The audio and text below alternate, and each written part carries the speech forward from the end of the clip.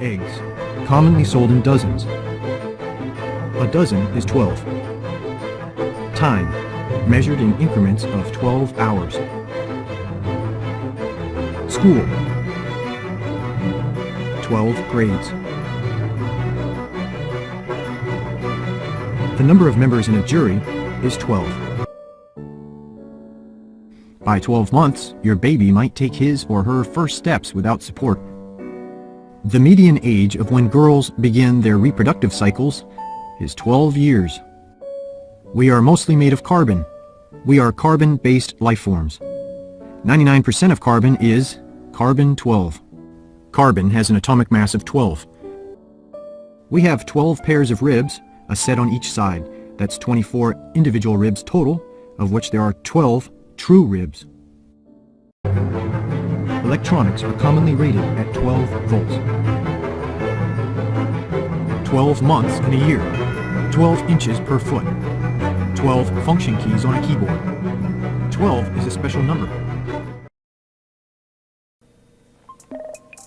All praise and glory to Jah, Yah, our Father, and His Son Jehoshua the Messiah, also honored as Jesus the Christ, Yeshua, Jeshua, Yahusha, Yahawashai, Yahshua HaMashiach. Now the titles Messiah, Christ, and Mashiach all mean the anointed of Jah. And indeed, there are many understandings of the Most High's names in the world, and we wish not to cause confusion, and we understand the controversies. But in order to show that you do know the Most High's name, ensure that you keep the commandments of love in obedience to the Most High, as well as having the testimony of the Messiah in spirit and truth.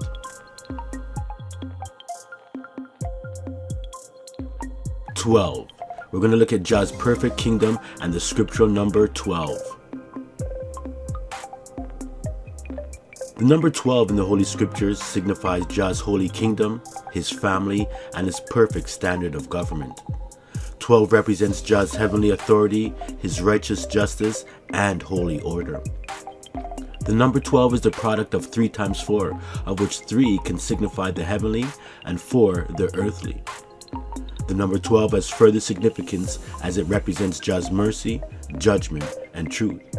So let's get into this topic and look at the wisdom of the number 12 and the Holy Scriptures. Genesis 25.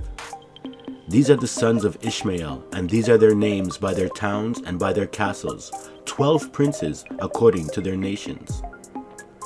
Exodus 15:27. And they came to Elim, where were 12 wells of water and 70 palm trees, and they encamped there by the waters. Exodus 24:4. And Moses wrote all the words of Jah, and rose up early in the morning, and builded an altar under the hill, and 12 pillars according to the 12 tribes of Israel.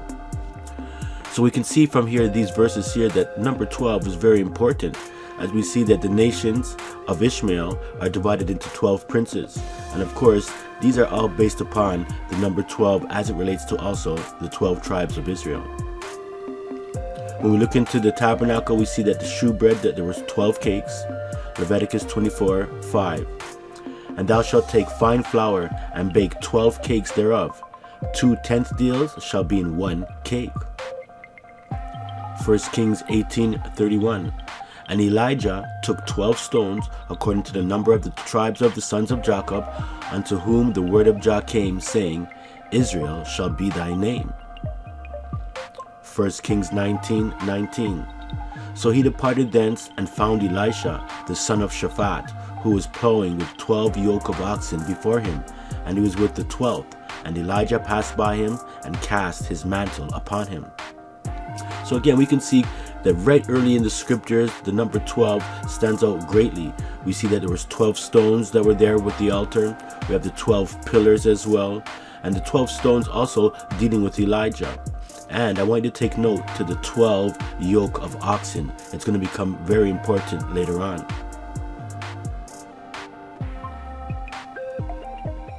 The 12 patriarchs from Shem through to Jacob are 12.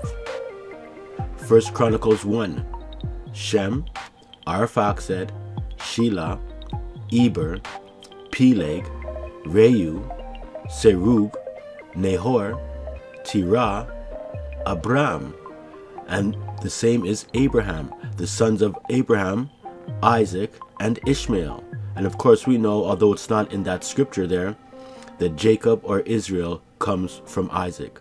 So we can see again the number 12 with the 12 ancient patriarchs starting right after the flood with Shem, going right through to the 12 tribes. And of course that brings us right to the 12 tribes of Israel: Reuben, Simeon, Levi, Judah, Dan, Naphtali, Gad, Asher, Issachar, Zebulun, Joseph, and Benjamin. And this is their birth order. And of course, this is the basic foundation of the nation of Israel. They're divided into 12 tribes, just like the foundation of Ishmael is also 12 princes. So we can see how 12 relates to government foundations. Not only that, the 12 judges of Israel in the book of Judges are also there as well. And in the book of Judges, you'll see that we have 12, that's right, 12 judges, from Nathaniel straight through to Samson.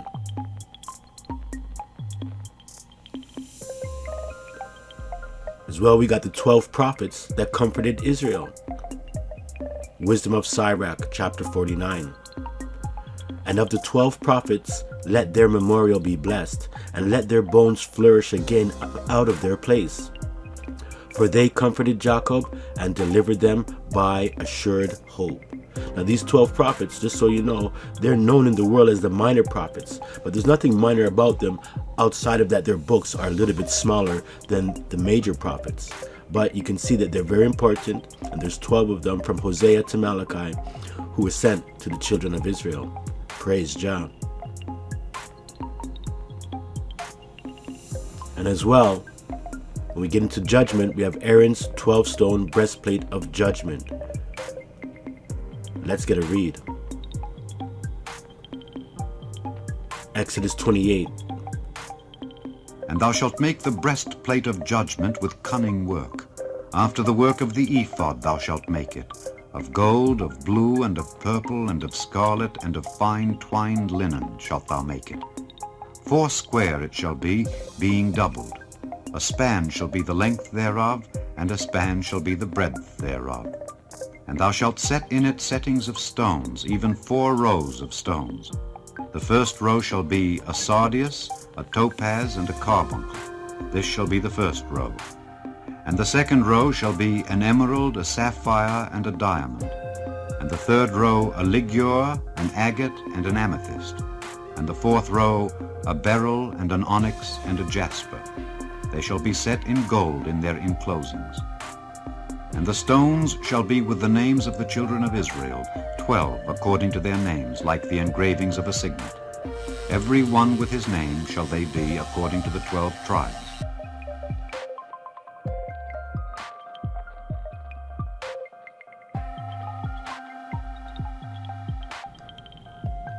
It's also good to know that the Israelite singers during David's times were grouped into 24 lots or 24 camps of 12. And bear in mind that 12 times 24 is 288. 1 Chronicles 25. So the number of them with their brethren that were instructed in the songs of Jah, even all that were cunning, was 284, which is 288. And again, that's 12 times 24 is 288. Or 144 plus 144 is 288 as well. And we know that 144,000 is a multiple of 12 and is significant in the scriptures. Now when we get the rest of this read, we're going to just see that there's 24 lots and they all have 12 brethren in them. And this is beautiful to know that how these singers, the choir of Jah, was singing praises and glory and honor to his name.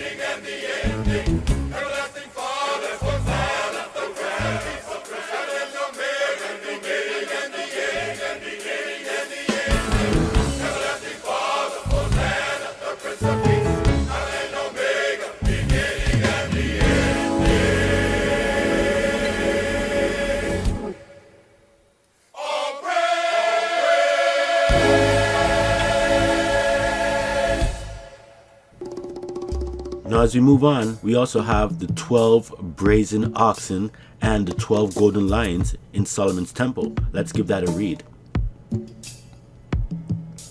2 Chronicles 4, verse 3. And under it was the similitude of oxen, which did compass it round about, 10 in a cubit, compassing the sea round about. 2 rows of oxen were cast. When it was cast, it stood upon 12 oxen, 3 looking toward the north, and 3 looking toward the west, and 3 looking towards the south, and 3 looking towards the east. And the sea was set above them, and all their hinder parts were inward. There was 1 sea and 12 oxen underneath it. So again, we can get an understanding that this is inside the temple, inside the sanctuary. We have these 12 oxen. And again, it reminds us about the 12 oxen that was working with Elijah. That was a very beautiful thing. It's almost like a preview of an understanding of what's in Jah's temple. 1 Kings 10:19. The throne had 6 steps, and the top of the throne was round about, and there were stays on either side on the place of the seat, and 2 lions stood beside the stays. And 12 lions stood there on the one side and on the other upon the 6 steps. There was not the like made in any kingdom. So again, we have these beautiful 12 golden lions. They weren't real, but they were made of pure gold.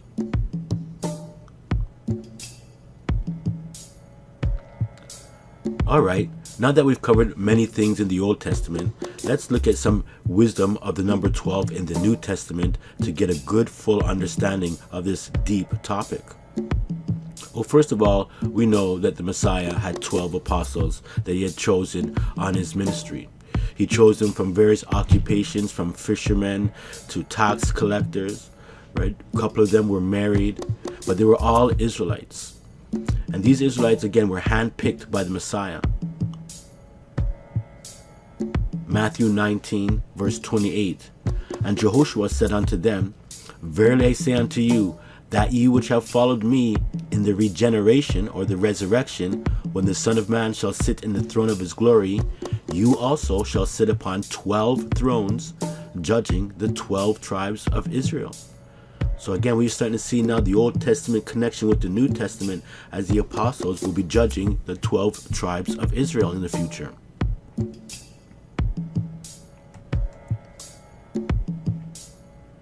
So now let's look at Jah's heavenly city and the number 12. Remember, when we're making this connection here, we got to think about those gemstones on Aaron's plate, his breastplate that he had, that was the breastplate of judgment. And you're also going to see now some beautiful gemstones of New Heavenly Jerusalem, a city that Jah has prepared for his people that will be in the future. Revelation 21. And he carried me away in the spirit to a great and high mountain, and showed me the great city, the holy Jerusalem, descending out of heaven from Jah, having the glory of Jah, and her light was like unto a stone most precious, even like a jasper stone, clear as crystal. And had a wall great and high, and had 12 gates, and at the gates 12 angels, and the names written thereon, which are the names of the 12 tribes of the children of Israel. On the east 3 gates, on the north 3 gates, on the south 3 gates, and on the west 3 gates. And the wall of the city had 12 foundations, and in them the names of the 12 apostles of the Lamb. And he that talked with me had a golden reed to measure the city, and the gates thereof, and the wall thereof. And the city lieth foursquare, and the length is as large as the breadth. And he measured the city with the reed 12,000 furlongs. The length and the breadth and the height of it are equal. It's a cube. And he measured the wall thereof 144 cubits, according to the measure of a man, that is, of the angel. And the building of the wall of it was of jasper, and the city was pure gold, like unto clear glass. And the foundations of the wall of the city were garnished with all manner of precious stones. The first foundation was jasper, the second sapphire, the third a chalcedony, the fourth an emerald, the fifth sardonyx, the sixth sardius, the 7th chrysolite, the 8th beryl, the 9th a topaz, the 10th a chrysoprase, the 11th a jacinth, and the 12th an amethyst. What beauty we have here. And the 12 gates were 12 pearls. Every several gate was of 1 pearl, and the street of the city was pure gold, as it were transparent glass. And I saw no temple therein, for the Adonijah Almighty and the Lamb are the temple of it. And the city had no need of the sun, neither of the moon to shine in it, for the glory of Jah did lighten it, and the Lamb is the light thereof. And the nations of them which are saved shall walk in the light of it. And the kings of the earth do bring their glory and honor into it. And the gates of it shall not be shut at all by day, for there shall be no night there. So we can see in this beautiful heavenly city that is coming down to earth, it has no need of the sun and moon in it. So again, we can see here that there's no need for any solar or lunar calendars, because the Most High has his own calendar that's based upon his own count, and he is the light thereof. Now let's look at the 140,000 Israelites from the 12 tribes, a well-known verse. Revelation 7.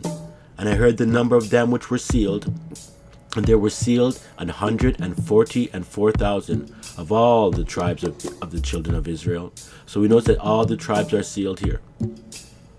Of the tribe of Judah were sealed 12, Reuben 12, Gad 12, Asher 12, Naphtali 12.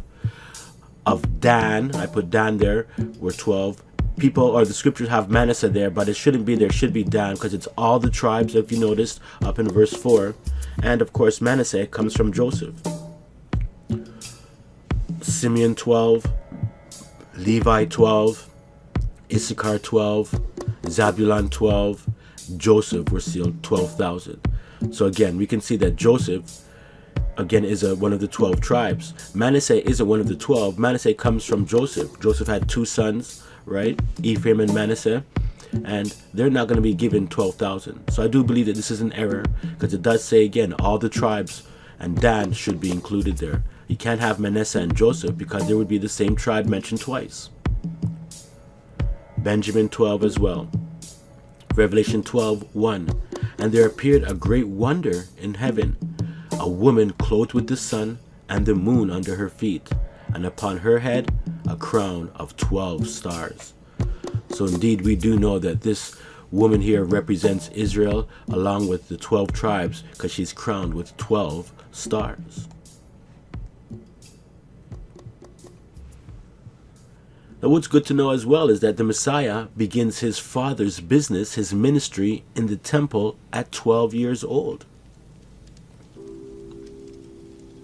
Luke 2. And when he was 12 years old, they went up to Jerusalem after the custom of the feast. And when they had fulfilled the days, as they returned, the child Jehoshua tarried behind in Jerusalem, and Joseph and his mother knew not of it. Verse 46. And it came to pass that after 3 days they found him in the temple, sitting in the midst of the doctors, both hearing them and asking them questions. And all that heard him were astonished at his understanding and answers. And when they, his parents, saw him, they were amazed.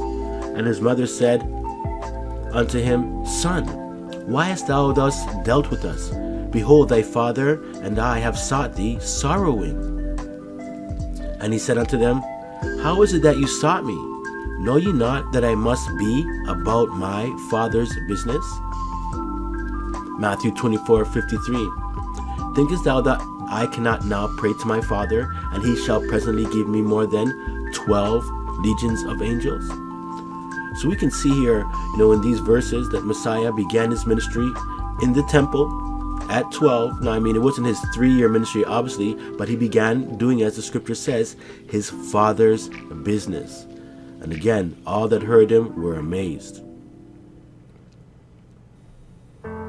Now, this is an important part of this lesson here. There are only 12 months in the scriptural year, never 13.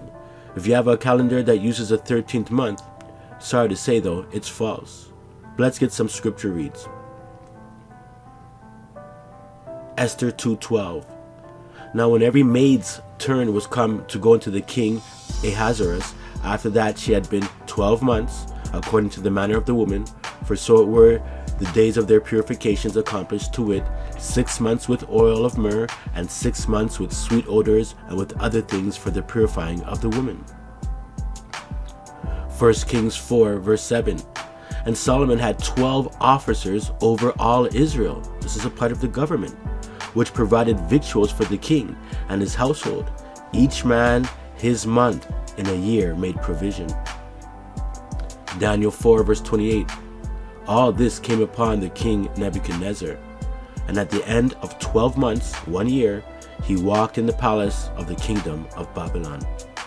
So again, getting back to the Most High's government, we can see that we have 12 officers that serve the king. Again, representing all 12 tribes of the children of Israel.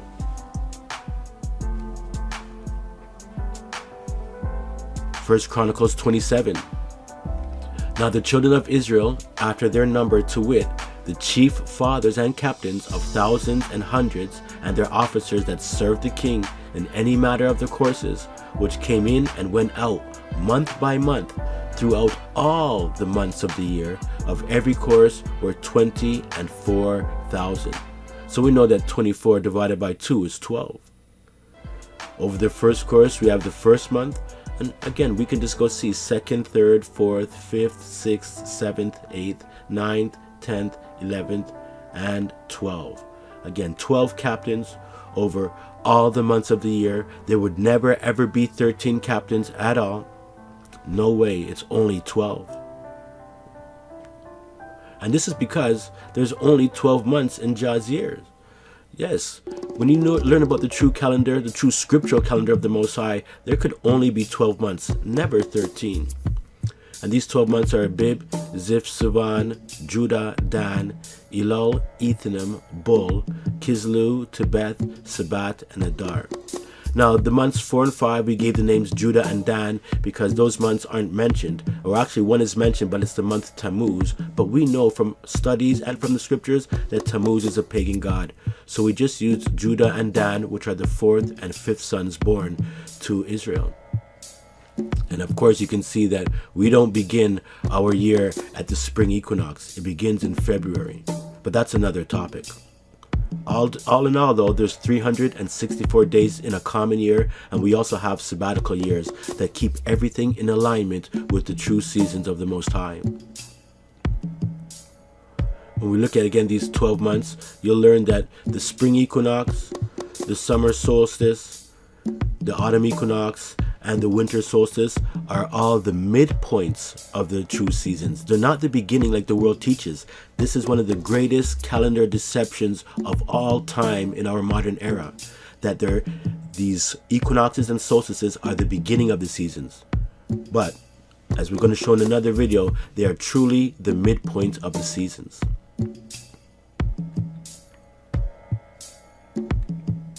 Now, when we look in the book of Revelation, we see something very wonderful. We see something great in Jah City. We see the tree of life bearing 12 different fruits every 12 months. There's no 13 different fruits. There's no 13 months ever in Jah's almanac for any reason whatsoever. And as a matter of fact, you start to see that 13 is actually an evil number. But let's get a read.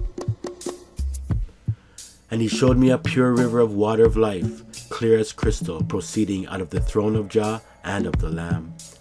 In the midst of the street of it, and on either side of the river, was there the tree of life, which bare 12 manner of fruits, and yielded her fruit every month, and the leaves of the tree were for the healings of the nations.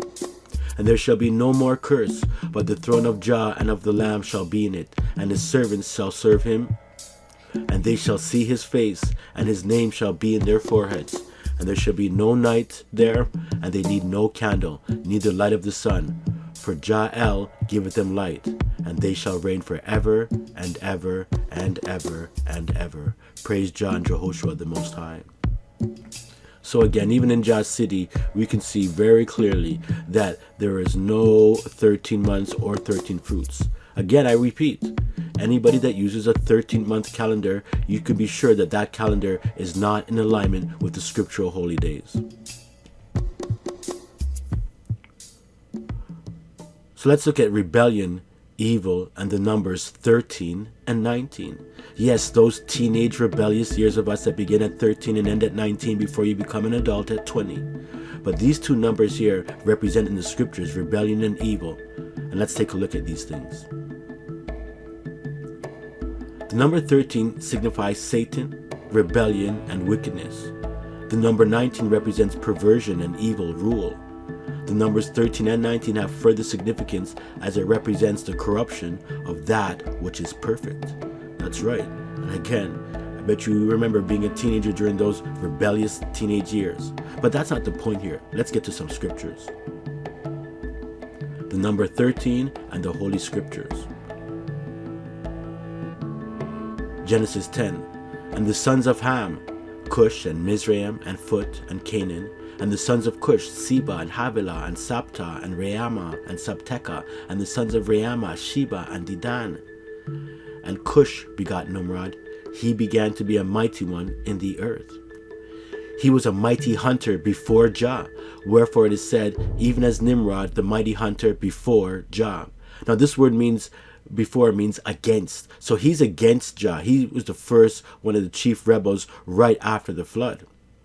But what you would see here is in this lineage from Ham to Nimrod, Nimrod is the 13th one who was a great rebel before and against Jah, as it reads.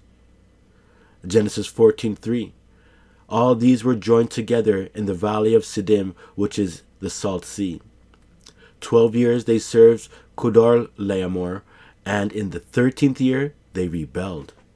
So again, we can see here the number 13 being associated with rebellion, even with Nimrod as well. These are great and true understandings. Mark 7, verse 20. And he said, that which cometh out of the man, that defileth the man. For from within, out of the heart of men proceed evil thoughts, adulteries, fornications, murders, thefts, covetousness, wickedness, deceit, lasciviousness, an evil eye, blasphemy, pride, foolishness. All these evil things come from within and defile the man. And yes, in this list, there are 13 evil things mentioned here. Again, just bringing to your understanding the connection between the number 13 and the scriptures, how it deals with rebellion and evil.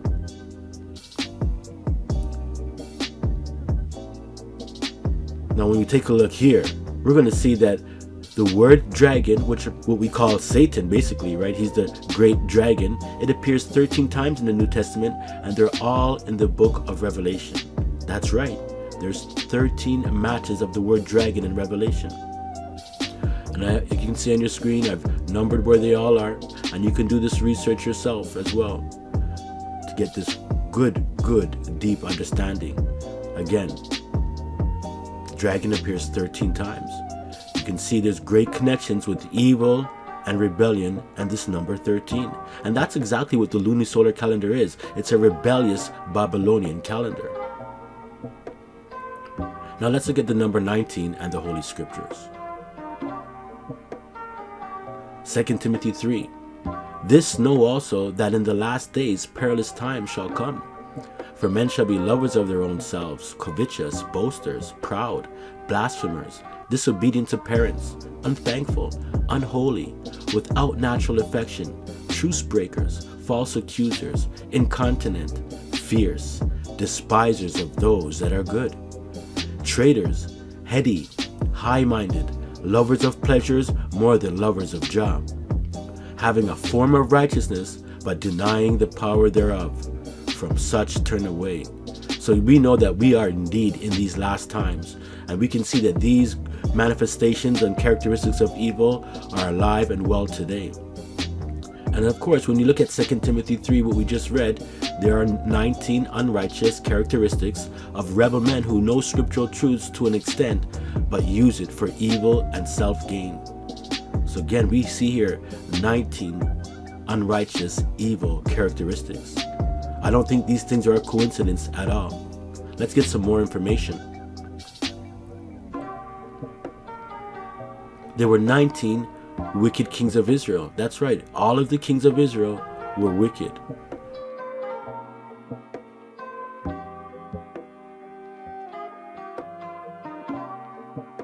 Every one of those kings were evil, beginning from Jeroboam. Now we're not talking about Judah and Benjamin, we're talking about rebellious Israel. So we have 19 evil kings that you can see listed here, and they all kept Jeroboam's false calendar that he devised from Egypt until this very day. That's right, the first king of Israel, Jeroboam, he devised an evil calendar that separated Israel from the true Most High. It was a division from the tribes of Judah, but it was also an evil stroke that is a great curse upon Israel even until this day. Let's get a read. 1 Kings 12:31. And he, Jeroboam, made a house of high places, and he made priests of the lowest of the people, which were not the sons of Levi. And Jeroboam ordained a feast in the 8th month, on the 15th day of the month, like unto the feast that is in Judah. And he offered upon the altar. So did he in Bethel, sacrificing unto the calves that he had made, and he placed in Bethel the priests of the high places which he had made. So he offered upon the altar which he had made in Bethel the 15th day of the 8th month, even in the month which he devised of his own heart, and ordained a feast unto the children of Israel, and he offered upon the altar the burnt incense. Now this is a great understanding. And a lot of things when we talk about calendars, a lot of things that people don't get is that there are two calendars going on. There's many false calendars, yes, but there are two that are professing to be the Israelite calendar, and one is greatly false. And the calendar that we profess is the true calendar. We don't deal with the lunar cycle or the solar cycles that way, but we don't use moon for months. Now I'm just telling you, this great calendar sin, this sin was so grievous that over and over the wickedness of succeeding kings was measured against it. Repeatedly, these words appear in the scripture about this continual error in Israel and separation from Jah. It reads, And he did evil in the sight of Jah, and walked in the way of Jeroboam, and in his sin wherewith he made Israel to sin. See, we can see this in 1 Kings 15, 16, 2 Kings 3, and even a few other scriptures. Hear these repeated words that he also walked in the way of Jeroboam in his sin. And this sin, like I said already, is alive and well today in the false solar and luni-solar calendars that many say is the scriptural calendar, but it's not. So after all of this information and seeing how 12 is a prominent number of Jah's government and 13 and 19 are like evil numbers scripturally, why do people still use a 13 moon or 13 month calendar with a 19-year cycle to worship the Most High? And some even use 13 Mazzarots or 13 constellations. Well, I can tell you why they do this. Because Satan is deceiving the whole world. And in Revelation 12:9, we know that only those who know the truth will escape. Let's read it. Revelation 12. And the great dragon was cast out, that old serpent called the devil and Satan, which deceiveth the whole world. He was cast out into the earth, and his angels were cast out with him. So again, the whole world is deceived. And if you want to come out of that deception, then you got to come out of the worldly ways, the worldly calendars, and the worldly religions. It's good to remind ourselves that it's Jah who controls and changes the seasons that he established at Genesis, and we know these things. Daniel 2 verse 20. Daniel answered and said, Blessed be the name of Jah forever and ever, for wisdom and might are his. And he changes the times and the seasons. That's right, it's the Most High that gives us his scriptural calendar. And even though we have the sun, moon, and stars to show us signs of seasons, days, and years, it's the Most High who actually changes the seasons and gives us his holy festivals that we should be honoring him on. None of the holy festivals are based upon astronomical observations. But we know that the adversary has attempted to change times and seasons. And this is what he's done. And this is why we have these false Luni calendars, lunar solar calendars, solely lunar calendars. Daniel 7 verse 25. And he shall speak great words against the Most High, before the Most High, just like Nimrod, and shall wear out the saints of the Most High. and think to change times and laws, and they shall be given into his hand until a time and times and the dividing of times. So basically focusing on here, we can see that this evil world, and it's already came out, it's full of great words against the Most High, whether it's religions, but we see greatly the calendars that are in today with the solar calendar of 365 days and the Luni-Solar Calendar as well, that is linked to the solar calendar based upon the equinox. And the equinox is the great uniter here, and this is a device of the devil. So be sure that this world has changed the Most High's calendar, and they're hiding it still. So let's look at the satanic calendar systems of Babylon. There are three basic calendar formats, using the movements of the sun and the moon. 1. Solar, 2. Lunar, 3. Luni-Solar. Number 1. Solar, the measurement of the movement of Earth and Sun. Solar calendars use the sun for measuring the length of the year only. Months of arbitrary length have no link to nature. On the Gregorian solar calendar, weeks cycle continuously. Even leap day, every 4 years, does not disrupt the continuous weekly cycle. Lunar, the measurement of the moon's rotation. Lunar calendars are based strictly on the cycles of the moon.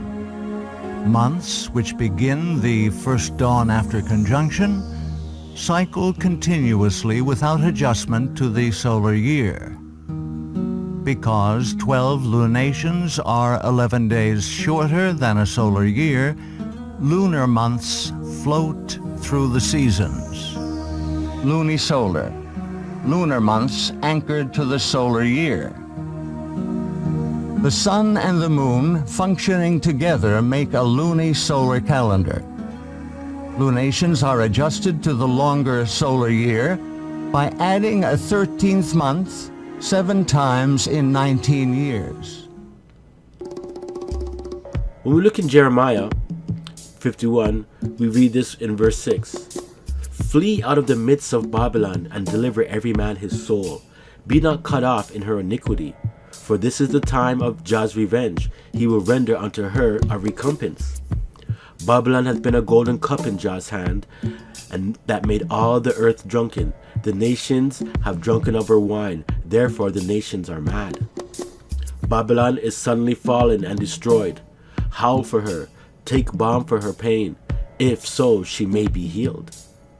We would have healed Babylon, but she is not healed. Forsake her, and let us go every one into his own country, for her judgment reacheth unto heaven, and is lifted up even to the skies. So we see in the Old Testament, we were warned back then to come out of Babylon. And Babylon is made up of false religions, confusion, false calendars, and many of the likes. And when you look at the world empire and the world system that's going on, right from Nimrod, we start with Satan, coming with Nimrod and Babylon, going through the Egypt. Then we had the united Black Hamite and Shemite nations. We had the Assyrian Empire, the Babylonian Empire that was headed by Nebuchadnezzar, and then later his son was Belteshazzar, who was evil. We have the Medes and the Persians dealing with Cyrus and Darius. Of course, the Greek Empire with Alexander, Rome and Caesar. This is Gentile Esau coming on the scene. Then now where we are with the modern united Gentile world nations. So again, it's just Europe, Asia, Africa, Anglos, USA, the Israelis, Spanish, Portuguese, and Americas. Everyone, all the countries and nations of this world are under the system of Babylon. And then there's going to be a future revived Roman 10-nation empire in the future, of which we will see the anti-Messiah coming on the scene and the end of Gentile Babylon. So again, when you're looking like at this pyramid of all the empires, just remember that every single empire, every country that ruled had their own calendar that was completely separate from the Most High's true scriptural calendar, and that they worshiped their gods on the special days on their calendars, which were based upon solar and lunar observations for the most part. Now, when we look at the false Babylon, Luni, and solar calendars up in the Revelation here, verse 8, chapter 18, we see something similar to what we just read in Jeremiah. Verse 2, and he cried mightily with a strong voice, saying, Babylon the great is fallen, and has become the habitation of devils, and the hold of every foul spirit, and the cage of every unclean and hateful bird. So remember when it said Babylon is falling in Jeremiah? We see it also repeated here in Revelation. For all nations have drunk of the wine of the wrath of her fornication, and the kings of the earth have committed fornication with her, and the merchants of the earth are waxed rich through the abundance of her delicacies. And I heard another voice from heaven saying, Come out of her, my people, that ye be not partakers of her sins, and that you receive not of her plagues. So we're supposed to flee, come out. So again, we see the same message in Jeremiah and in Revelation regarding Babylon and its effect, how it's drunk in all the nations. And it's done this through its delicacies, as well as its times, its false calendars, and all of these other false religions. I mean, you could just take a look for yourself and compare Jeremiah 51 and Revelation 18 on your own to see the great similarity of the Old Testament understanding as it's fulfilled in the New Testament in the future. And bear in mind, when we're looking at this image of Babylon, or Babylon as an empire, it's a world empire beginning from Nebuchadnezzar going all the way down to the future 10-toed Roman kingdom. And we have, of course, Nebuchadnezzar was the head of gold. Then we had Media and Persia being the silver arms, Alexander, the Greek Empire, being the brass belly and thighs, and then the Roman Empire being the iron legs, and then the future Roman Empire was the iron feet and clay toes as well, which of course is going to be crushed, and that is at the tail end of the Gentile Babylonian Empire. You know, it's good to look at this word Babylon every once in a while, what it means. It's Strong's H894, Babel, right? And what it means basically is confusion, right? By mixing. And that's what it's dealing with. Babylon uses mixing of the truth with things that are evil, right? Or flipping it around, calling something good when it's evil and something evil when it's good. All of this, you know, understanding of confusion is very, very cunning. And this is how the devil does it.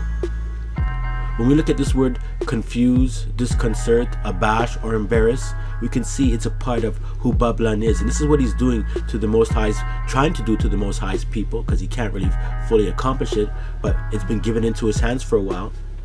It means to perplex or bewilder, to make unclear or indistinct, to fail to distinguish between, to associate by mistake or to confound, to disconcert or abash, to combine without order, to jumble or disorder. In number 6 there, it says it's an archaic, an older understanding, to bring to ruin or not. So we can see again this word Babylon linked up with confusion can mean to bring things, the truth, to ruin. Although we can't kill the truth, but we can see that definitely Babylon and the devil have attempted to do it. And when we look at these synonyms, you know, as we look at this word confuse and, you know, disconcert and embarrass, this is how the devil works. He'll come into your group or come into your assembly or come into you in your life, work through your friends, family, or other religions to imply temporary interference with the clear working of one's mind. He's causing confusion, right? To confuse is to produce a general bewilderment, right? To just kind of set the person completely off. And to disconcert is to disturb one's mind by irritation or perplexities. And to embarrass is to cause one to be ill at ease or uncomfortable, so that one's usual judgment and presence of mind deserts one. So all of these tactics, family, I want you to know is what's coming at us. So anytime you're dealing with scriptural truths, do know that the evil of this world has come to confuse, has come to disconcert, has come to embarrass, has basically come to draw you in to Babylon to be partakers of her sins.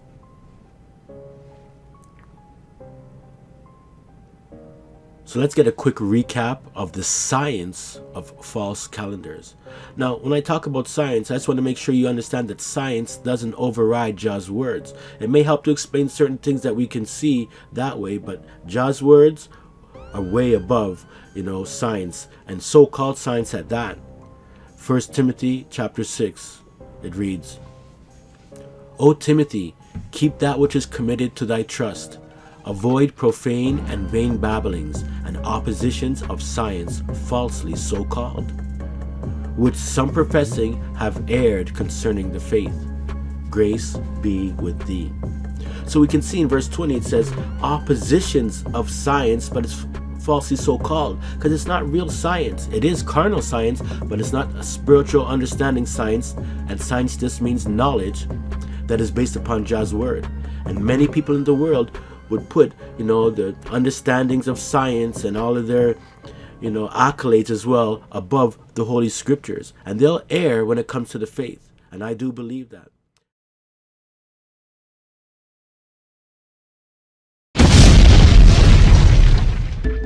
Now I know you've heard about the theory of the Big Bang, how billions and billions of years ago there was a bang, which created time, space, and matter from nothing, and eventually evolved into galaxies, our so-called solar system, having 9 planets moving around the sun.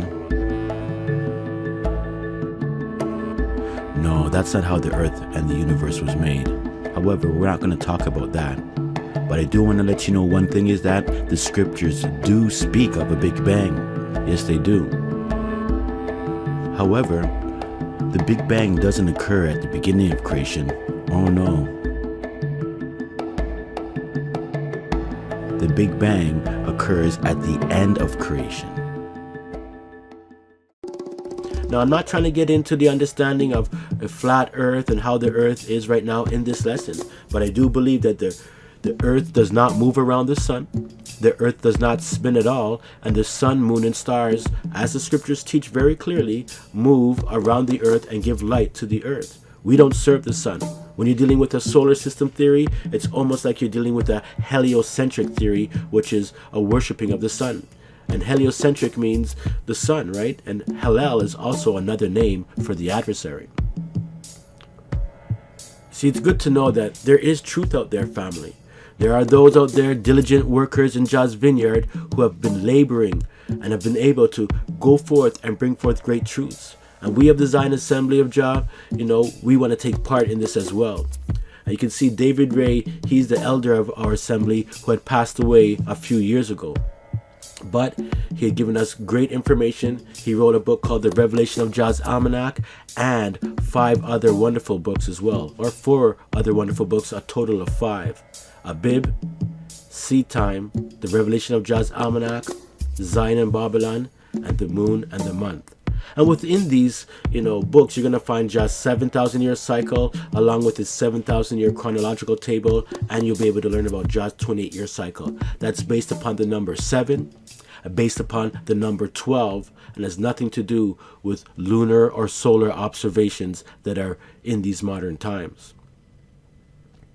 See, for the most part, this is what I want to bring to your understanding, is that there's adversarial equinox calendar systems of Babylon.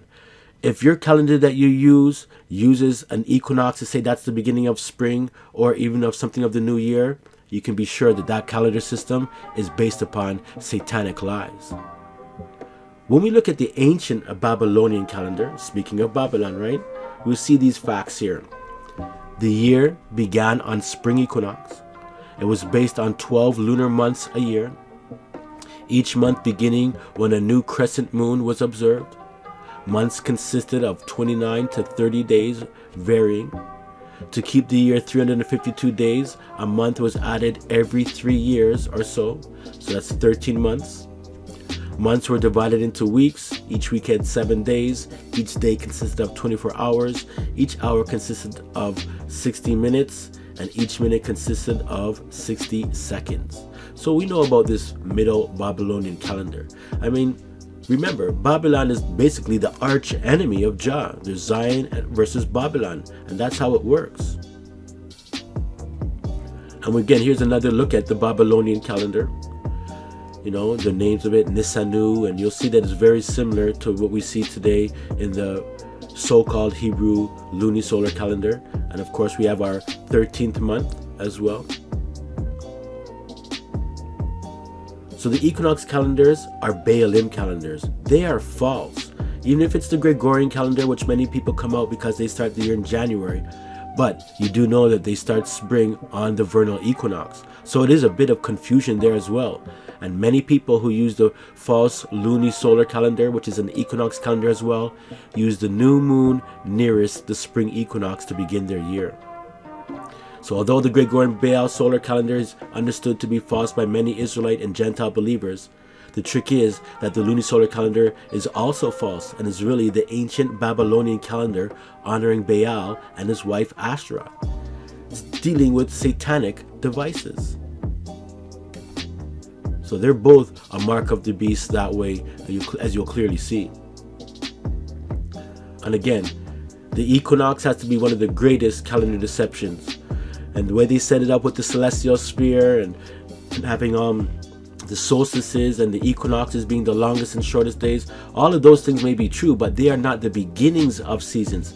They are the middle, and this is something that won't be explained today, but it'll be explained and is explained on many other video lessons from this channel. So again, the idea that the earth goes around the sun, I'm not going to get into it though, giving us these equinoxes and solar we want to call them solar time, so to speak, and summer solstice and winter solstice. All these things again are falsehood. There's 12 months in Jah's year, and the spring equinox is the middle of the season. The summer solstice is the middle of the summer season.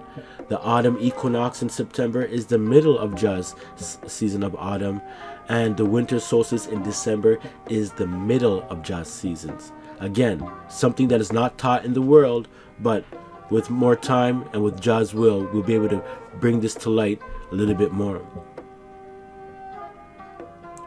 So again, we have this metonic cycle, which is a 19-year cycle, which causes festivals to wander and move around throughout the years. So again, they have 19 years, and remember that number 19.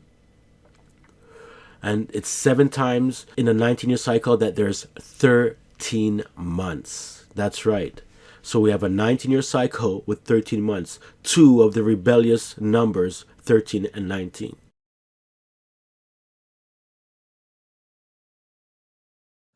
Most of us use the 12-month Gregorian calendar. It's called solar calendar because it's all about lining up the dates and seasons to the Earth's position relative to the sun. Things stay in lockstep as long as we remember to add a leap day every 4 years. Now, the Jewish calendar is a lunar calendar. Each month is 29 or 30 days and it's synced to the moon. A new moon signals Rosh Chodesh, the beginning of a new month. 12 lunar months is about 10 days short of a solar year, so 7 out of 19 years Jewish people add an extra month to the calendar, called Adar 2, to compensate for the slippage.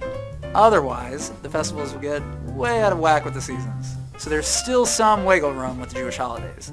Hanukkah sometimes appears to be early, coming at Thanksgiving time, or it might seem super late, after Christmas on the Gregorian calendar. That's because the lunar and solar calendars don't line up, and thanks to leap days and months and things slipping back and forth. Hope that demystified the shifting Jewish holiday seasons for you. Now, let's think about this again here. We have this Hebrew calendar, so-called Hebrew calendar. And again, it begins at the equinox, March and April.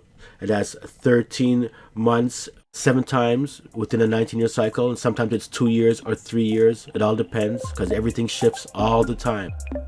But again, look at the names. Nisan, Iyar, this is after when they came out of Babylon. And one thing I want to let you know is that this calendar here, the so-called modern Hebrew lunisolar calendar that everybody's using, that has 13 months, it's not Jah's calendar. It's not the true scriptural calendar at all. Let me tell you a few things about the false lunisolar Hebrew calendar that are scriptural. A year with 13 months is inserted every 3rd year, 7 times within a 19-year cycle. Again, that's against the scriptural pattern. The dates of the feasts on the 7-day weekly cycle always change from year to year dramatically. That's against the scriptural pattern of set feasts. Just like how the 7-day Sabbath is set, it's not lunar, it's on the 7th day from creation and always has been. It's set, and all the other festivals are set on the same days of the week as well. See, the feasts aren't set in the appointed seasons also, because the lunar calendar can even move throughout the seasons and you could be keeping a festival outside of the true season. That's against the scriptural pattern. The beginning of the seasons and months are astronomical and not based upon scriptural standards of the seasons. Again, the equinox, the solstices are the middle of the seasons. So really, the calendar that we're using today, or many people use today, calling it the so-called Hebrew or Jewish calendar, it's really the ancient Babylonian calendar to a T. On the left, you have the Babylonian calendar in ancient times. On the right, you have the modern so-called Hebrew Jewish Luni-Solar Calendar, and the far right, we have the Gregorian equivalents, so we can see where we are in the year. But look at similarities. Nisanu, Nisan. Ayaru, Iyar. We can go through all of these, and we notice that the Babylonian names and time frames and everything that they do, from the equinox to the new moon to the 29-30 days to the names and using a lunar cycle, are all the same thing as this modern Hebrew calendar. So I repeat, the Babylonian calendar cannot be the Most High's calendar, and if people are using the Babylonian calendar and calling it the Hebrew Jewish Luni-Solar Calendar, well, they're in Babylon and they're confused. The Most High's calendar cannot be the Babylonian calendar. I mean, that should be, red flags all over that. 13, 19, and lunar, and it's exactly the same. Do your own research.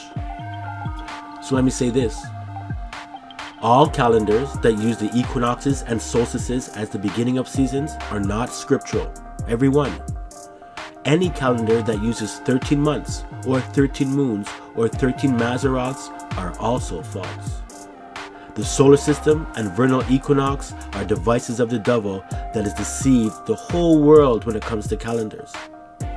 Whether it's the modern Gregorian and Julian equinox calendars, the Jewish Hebrew Luni-Solar equinox calendar that I just spoke of, the professed Enoch or Enochian equinox calendar that uses the equinox as the beginning of the year, the Luni-Solar Maseroth zodiac equinox calendar, the modern Abib Barley Luni-Solar equinox calendar, the ancient Egyptian, Assyrian, and Babylonian equinox calendars that we spoke of, the ancient Greek and Roman equinox calendars. All these calendars are part of Babylon. They all do the same thing. They use the spring equinox as the beginning of the year. Well, I hope you got some understanding, and I hope you recognize that 12 is the number of just government, perfection of order. And we look through all of these great things, and I hope you got some understanding and you recognize these truths. It goes deep, and I want to give all praise and glory to Jah our Father and His Son Jehoshua the Messiah to die for our sins. I hope you got some understanding about the number 12 and Jah's perfect kingdom and the scriptural number 12 as well.